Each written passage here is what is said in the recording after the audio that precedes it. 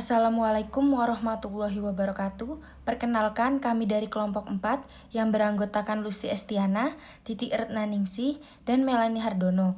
Kami di sini akan mempresentasikan PSAK Standar Akuntansi Keuangan 1. Konseptual akuntansi pemerintahan. Kerangka konseptual adalah konsep dasar penyusunan dan pengembangan standar akuntansi pemerintahan SAP dan merupakan acuan bagi Komite Standar Akuntansi Pemerintahan KSAP. Penyusunan laporan keuangan, pemeriksaan dan penggunaan laporan keuangan dalam mencari pemecahan atas sesuatu masalah yang belum diatur dalam pernyataan standar akuntansi pemerintahan PSAP. Kerangka konseptual merumuskan konsep yang mendasari penyusunan dan pengembangan SAP yang selanjutnya dapat disebut standar. Tujuannya adalah sebagai acuan bagi 1. Penyusun standar dalam melaksanakan tugasnya. 2. Penyusun laporan keuangan dalam menanggulangi masalah akuntansi yang belum diatur dalam standar. 3. Pemeriksaan dalam memberikan pendapat mengenai apakah laporan keuangan disusun sesuai dengan standar. 4. Para pengguna laporan keuangan dalam menafsirkan informasi yang 12 disajikan pada laporan keuangan yang disusun sesuai dengan standar. Ruang lingkup kerangka konseptual membahas 1. Tujuan kerangka konseptual. 2. Lingkungan akuntansi pemerintahan. 3. Penggunaan dan kebutuhan informasi para pengguna. 4. Entitas akuntansi dan entitas pelapor. 5. Peranan dan tujuan pelapor keuangan, komponen laporan keuangan, serta dasar hukum. 6. Asumsi dasar karakteristik kualitatif yang menentukan manfaat informasi dalam laporan keuangan, prinsip-prinsip, serta kendala informasi akuntansi. 7. Unsur-unsur yang membentuk laporan keuangan, pengakuan dan pengukurannya. Kerangka konseptual berlaku bagi pelapor keuangan pemerintah pusat dan daerah. Lingkungan akuntansi pemerintahan. Ciri-ciri penting lingkungan pemerintahan yang perlu dipertimbangkan dalam menetapkan tujuan akuntansi dan pelaporan keuangan. Ada beberapa. 1. Ciri utama struktur pemerintahan dan pelayanan yang diberikan terdiri dari 4.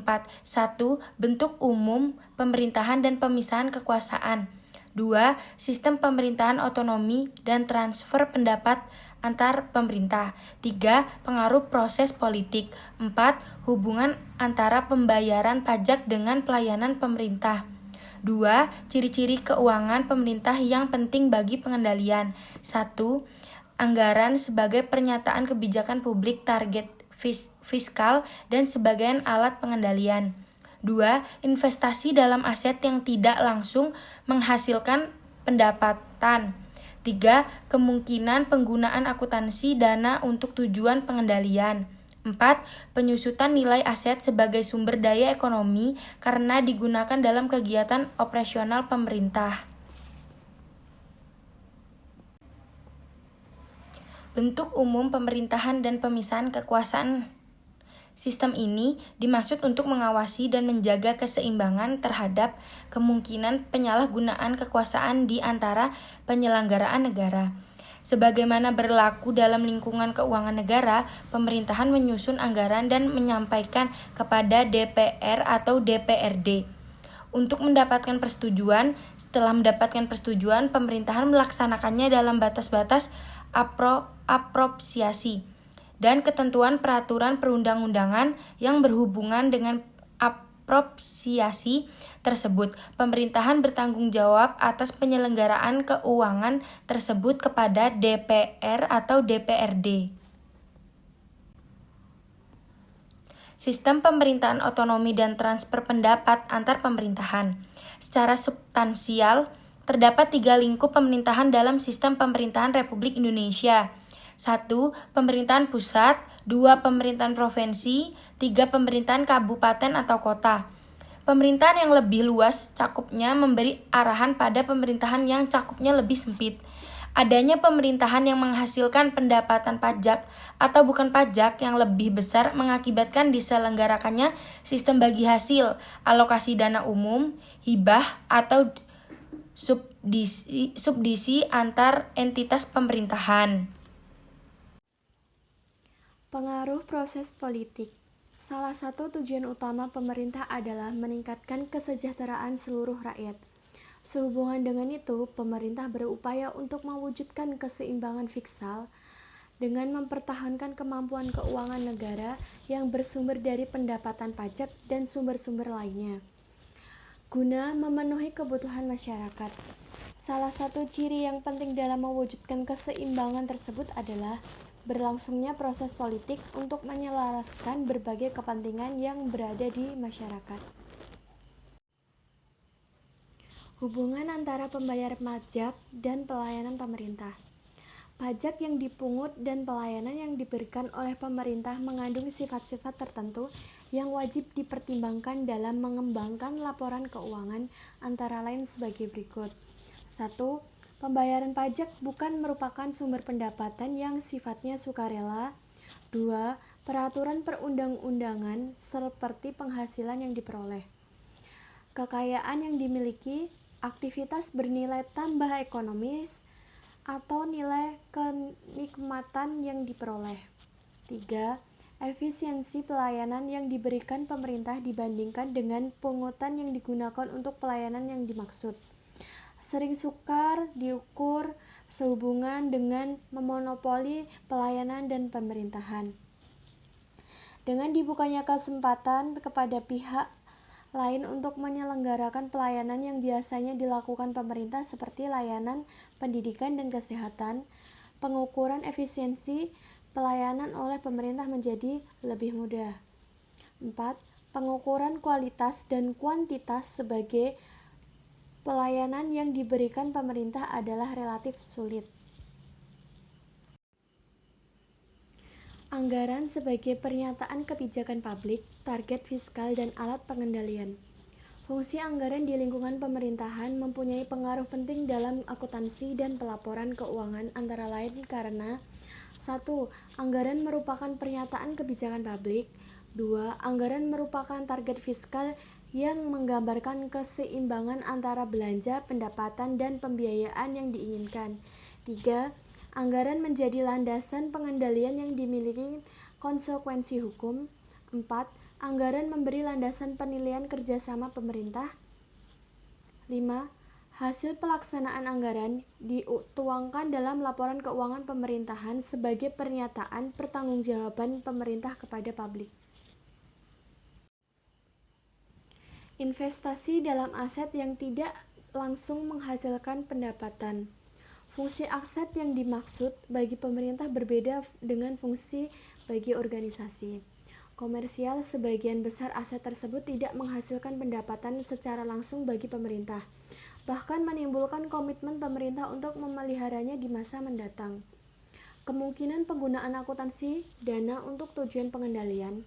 Akuntansi dana dapat diterapkan untuk tujuan pengendalian masing-masing dalam organisasi pemerintahan.